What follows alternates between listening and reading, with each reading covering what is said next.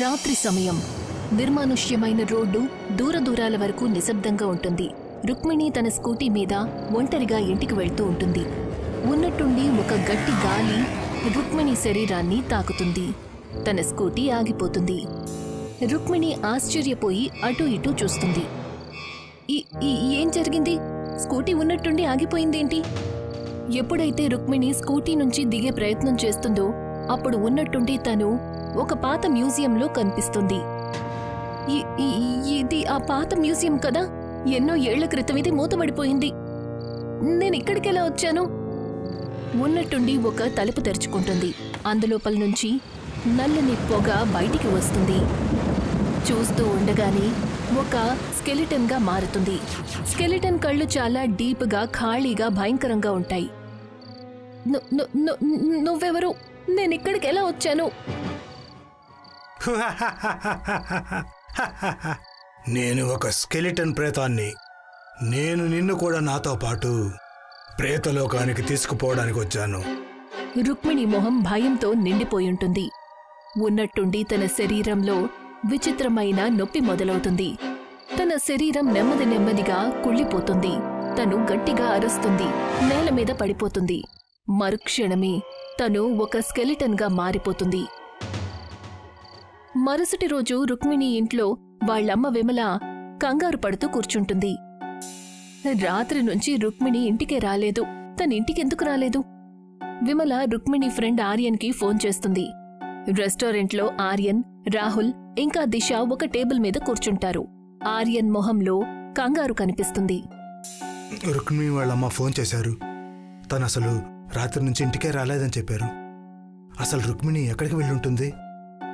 అదెలా సాధ్యమవుతుంది? తను ఉన్నట్లుండి ఎందుకు మాయమవుతుంది? మనం ఏదో ఒకటి చేయాలి. ఒకవేళ తనకేమైనా... అప్పుడే అక్కడ కూర్చున్న దిశ మొహం నల్లబడుతుంది. తను కంగారు పడి అరిచి స్పృహ కోల్పోతుంది. ఆర్యన్ ఇంకా రాహుల్ కంగారు పడతారు. స్పృహ కోల్పోయినప్పుడు దిశ భయంకరమైన కలను కంటుంది. తను చూసేసరికి ఒక భయంకరమైన చోట రుక్మిణి నిలబడి ఉంటుంది. తన మొహం ఎంతో భయంకరంగా ఉంటుంది. తన పక్కన ఒక స్కెలిటన్ ఉంటుంది. నేను నిన్ను కూడా త్వరలోనే తీసుకెళ్తాను దిశ. నేనిక్కడ ఒంటరిగా ఉన్నాను. నాకింకొంతమంది కావాలి. మరుక్షణం దిశ స్పృహలోకొస్తుంది. తన మొహం మామూలుగా మారిపోతుంది. దిశ, నీ మొహానికి అసలేమైంది? అసలు నువ్వెందుకు స్పృహ తప్పావు? అవును దిశ, ఏమైంది నీకు? మేమిద్దరం చాలా కంగారు పడ్డాము. నాకు ఒక భయంకరమైన పీడకలొచ్చింది. కళ? ఏం కళ? నేను కలలో రుక్మిణిని చూశాను. తన మొహం చాలా భయంకరంగా ఉంది. తనతో పాటు ఒక ఎంతో భయంకరంగా కనిపించే స్కెలిటన్ ఉంది. ఆ మాట వినగానే ఆర్యన్, రాహుల్ మొహాలలో కంగారు కనిపిస్తుంది. ఆర్యన్, అంటే దీని అర్థం మనం ఆ ప్రొఫెసర్ బెదిరించడం తప్పు కాదన్నమాట. అతని మాట నిజమే. ఆ మాట చెప్పి రాహుల్ దిశ వైపు చూసి ఇలా అంటాడు. సరే దిశ, ఒక మాట చెప్పు. నీ కలలో రుక్మిణి ఎక్కడ నిలబడి ఉంది? అంటే నా ఉద్దేశం, నువ్వు ఆ చోటు గురించి చెప్పగలవా? ఆ చోటుని నేను మర్చిపోలేను రాహుల్. అది ఆ పాత మ్యూజియం. అక్కడ కొన్ని రోజుల క్రితం మనం ఫ్రెండ్స్ అందరం వెళ్ళాం కదా. మనం అక్కడ... ఇంక నువ్వు అసలేం మాట్లాడకు. అంటే దీని అర్థం మన ముగ్గురు ప్రాణాలు కూడా ప్రమాదంలో ఉన్నాయి. పదండి, ఈ సమస్య నుండి మనల్ని ఆ ప్రొఫెసర్ మాత్రమే కాపాడగలరు.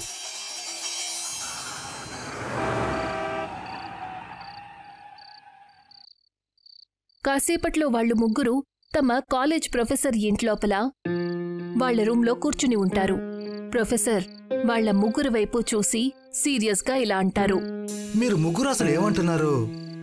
నాకైతే అసలేం అర్థం కావడం లేదు. రుక్మిణి నిన్న రాత్రి నుంచి కనిపించడం లేదు.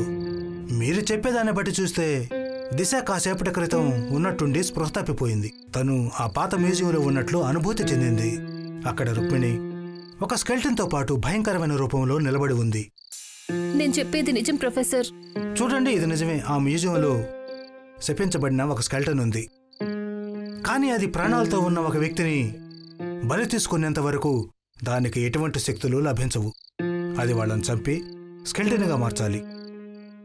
అలా అది అర్ధరాత్రి తర్వాత మాత్రమే చేయగలదు. అందుకే అర్ధరాత్రి కావడానికి ముందే ఆ గదిని మూసేయడం జరుగుతుంది. ఒకవేళ అదే నిజమైతే మేము మ్యూజియంలో ఆ గదిలోకి వెళ్ళినప్పుడు అక్కడ స్కెల్టన్ ఉంది. అప్పుడు మీరు మమ్మల్ని లోపలికి ఎందుకు వెళ్ళనివ్వలేదు? ఎందుకంటే అప్పుడు రాత్రి 10 అయింది. నేను ఏ రిస్క్ తీసుకోదలుచుకోలేదు. అప్పుడే దిశ తన స్నేహితులిద్దరి వైపు చూసి నెమ్మదిగా ఇలా అంటుంది, బహుశా మనం ప్రొఫెసర్కి నకుల్ గురించి చెప్పడమే మంచిదేమో. దిశ అన్న మాట ప్రొఫెసర్ చెవులకు వినిపిస్తుంది. ప్రొఫెసర్ ఆశ్చర్యపోతూ దిశ వైపు చూసి ఇలా అంటారు, నకుల్? ఏమైంది నకుల్కి? ఏమీ లేదు ప్రొఫెసర్. లేదు, మీరు ముగ్గురు ఏదో ఖచ్చితంగా నా దగ్గర దాస్తున్నారు. నకుల్ చాలా రోజులుగా కాలేజీకి కూడా రావడం లేదు. ఆ మాట చెప్పి ప్రొఫెసర్ దీర్ఘాలోచనలో పడతాడు. ఉన్నట్టుండి వాళ్ల ముగ్గురు వైపు చూసి ఇలా అంటారు, గుర్తొచ్చింది. ఏ రోజైతే కాలేజ్ టూర్ కోసం మ్యూజియంకి వెళ్ళి తిరిగి వచ్చామో నకుల్ ఆ రోజు తర్వాత మళ్ళీ కనిపించలేదు. నిజం చెప్పండి, అసలు ఇదంతా ఏం జరుగుతుంది? ప్రొఫెసర్ మాటలు విని దిశ ప్రొఫెసర్తో ఇలా అంటుంది, మా వల్ల చాలా పెద్ద తప్పు జరిగిపోయింది ప్రొఫెసర్. దిశ, ఆర్యన్, రుక్మిణి ఇంకా రాహుల్ మ్యూజియంలో ఉన్నటువంటి వస్తువులను చాలా దీర్ఘంగా చూస్తూ ఉంటారు. అప్పుడే రుక్మిణి దృష్టి మ్యూజియంలో ఉన్న ఒక పాత తలుపు మీద పడుతుంది. రుక్మిణి వాళ్ల ముగ్గురు ఫ్రెండ్స్ వైపు చూసి ఇలా అంటుంది, అలా చూడండి, ఆ తలుపు చాలా పాతదిలా ఉంది. విచిత్రంగా ఉంది. ఈ మ్యూజియంలో అన్ని తలుపులు తెరుచున్నాయి, కానీ ఆ తలుపు మాత్రం మూసుంది. అయితే ఇందులో టెన్షన్ పడ్డానికేముంది? ఆ తలుపుని తెరిచూద్దాం పదండి. ఆర్యన్ తన స్నేహితుల్ని తీసుకుని ఆ పాత తలుపు దగ్గరికి వెళ్తాడు. అప్పుడే అక్కడికి తన క్లాస్లో అందరికంటే అమాయకుడు, మంచివాడైన నకుల్ వస్తాడు. మీరసలు ఏం చేస్తున్నారు? ప్రొఫెసర్ అయితే ఆ తలుపును కనీసం ముట్టుకోవద్దని కూడా చెప్పారు. ఏ, ఈ తలుపుకేమైనా ముళ్ళున్నాయా? బహుశా మీకు తెలియదనుకుంటా. ఈ తలుపు లోపల ఎన్నో ఏళ్ల పురాతనమైన స్కెల్టన్ మమ్మీ ఉంది అంటారు. ఆ మమ్మీ శపించబడిందని. దాని గురించి ఇలా కూడా అంటారు, రాత్రి 12 గంటల తర్వాత తనలో ఒక విచిత్రమైన శక్తి వస్తుందట. ఆ సమయంలో ఎవరైనా ప్రాణాలతో ఉన్నవారు ఎదుటి నిలబడితే తన దగ్గర ఉంటే ఆ స్కెల్టన్ ప్రాణం పోసుకొని వాళ్ళ రక్తం తాగి వాళ్ళను కూడా స్కెల్టన్గా మారుస్తుంది. అప్పుడు దానికి మళ్ళీ ప్రాణం వస్తుంది. చాలు చాలు, నీ పిచ్చివాగుడు ఇక చాలు. ఆ మాట చెప్పి ఆర్యన్ ఆ పాత తలుపుని తెరుస్తాడు. తను తన స్నేహితులతో పాటు లోపలికి వెళ్లబోతాడు. అప్పుడే అక్కడికి ప్రొఫెసర్ వస్తాడు. ఆ పాత తలుపు తెరిచి ఉండటం చూసి ప్రొఫెసర్ భయపడిపోయి వాళ్ల నలుగురితో ఇలా అంటారు, మీరందరూ అసలు ఏం చేస్తున్నారు? దాని లోపలికి వెళ్ళకూడదు. దాని లోపల శపించబడిన ఒక స్కెల్టన్ మమ్మీ ఉంది. ప్రొఫెసర్, మేము దాన్ని చూడాలనుకుంటున్నాం. దాన్ని చూసి కొన్ని క్షణాల్లోనే బయటకొచ్చేస్తాం.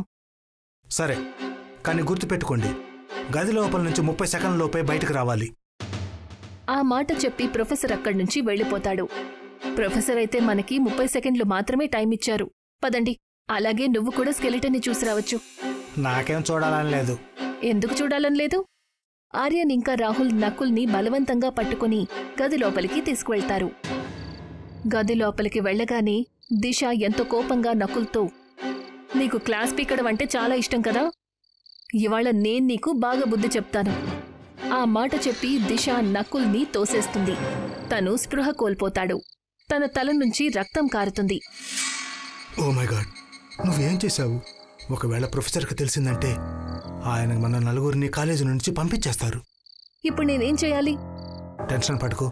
ఎలాగో తనకు క్లాస్ పీకడం అంటే బాగా ఇష్టం కదా, తనని ఇలాగే వదిలేద్దాం. నీకేమైనా పిచ్చి పట్టిందా? అతను చనిపోతాడు. అటువంటిదేమీ జరగదు. అదే కాకుండా ఈ ప్రపంచంలో శపించడాలు ఇవేమీ ఉండవు. ఇదంతా ఒట్టి మాటలంతే.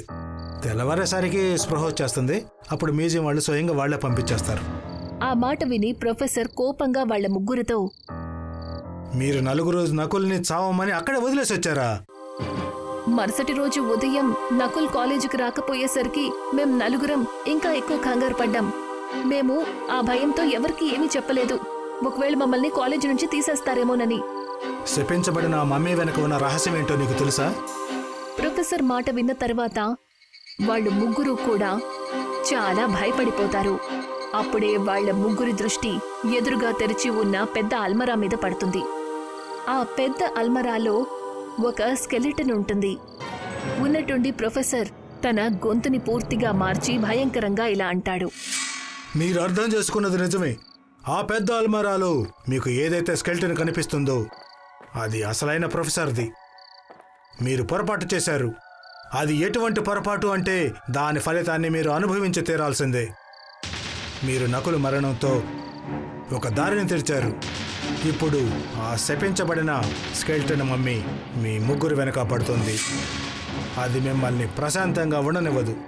ఎందుకంటే అది కేవలం ఒకటి కాదు, ఎన్నో ఆత్మల కలయికతో ఉంది. ఉన్నట్టుండి ప్రొఫెసర్ గొంతు మారిపోతుంది. అతని చుట్టుపక్కల నల్లని పొగ కమ్ముకుంటుంది. చూస్తూ ఉండగానే ప్రొఫెసర్ మొహం ఒక స్కెలిటన్ లాగా మారిపోతుంది. ఆయన మొహంలో ఒక భయంకరమైన నవ్వుంటుంది. మీరందరూ నాకు విముక్తిని కలిగించారు. నకుల్ ఇంకా రుక్మిణి ఆత్మలు ముందే నాకు బలైపోయాయి. ఇక ఇప్పుడు మీ ముగ్గురి వంతు. నేను మీ అందరినీ నా ప్రేతలోకానికి తీసుకొని వెళ్ళిపోతాను. దిశ, ఆర్యన్ ఇంకా రాహుల్ శరీరాల్లో భయంకరమైన నొప్పి మొదలవుతుంది. వాళ్ల శరీరాలు నెమ్మది నెమ్మదిగా కూలిపోతాయి. గట్టిగా అరుస్తూ వాళ్లు ప్రొఫెసర్ని క్షమాపణ అడుగుతారు. కానీ చాలా ఆలస్యమైపోతుంది. ఒక్కొక్కళ్ళుగా వాళ్లు స్కెలిటన్స్లా మారిపోతారు. మరుసటి రోజు మ్యూజియం తలుపుల మీద ఒక హెచ్చరిక రాసుంటుంది. ఈ గదిలోకి ఎవరూ ప్రవేశించకూడదు. ఇక్కడ ఆత్మలు నివసిస్తున్నాయి. కానీ ఇప్పుడు అక్కడ అన్ని స్కెలిటన్లే ఉంటాయి. వాటి ఖాళీ భయంకరమైన మొహాలు. అవి అక్కడికి వచ్చే ప్రతి ఒక్కరితో, ఇక మాలాగా మీరు కూడా శాపం నుండి తప్పించుకోలేరు